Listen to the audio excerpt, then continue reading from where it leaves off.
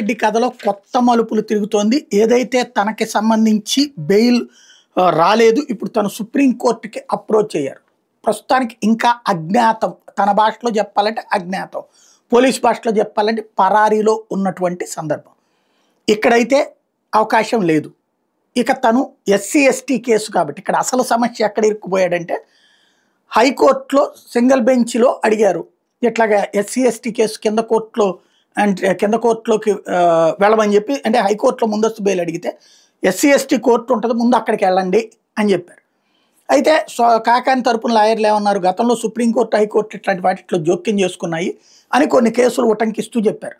నేను సింగిల్ జడ్జిగా దీని మీద నేను తీర్పు ఇవ్వను, ధర్మాసనానికి పంపిస్తున్నానని చెప్పేసి చీఫ్ జస్టిస్ నేతృత్వం ధర్మాసనానికి ఇవన్నీ కూడా పంపించేశారు న్యాయమూర్తి. ఇప్పుడు చీఫ్ జస్టిస్ విచారించాలి. చీఫ్ జస్టిస్ నేతృత్వంలో త్రిసభ్య ధర్మాసనం విచారించాలి. అప్పటిదాకా కాకాని గోవర్ధన్ రెడ్డికి ముందస్తు బెయిల్ రాదు. కాబట్టి ఇప్పుడు కసిరెడ్డి ఎట్లయితే అరెస్ట్ అయ్యాడో అట్లా ఏ క్షణంలోనైనా అరెస్ట్ చేయడం కోసం రంగం సిద్ధమవుతోంది.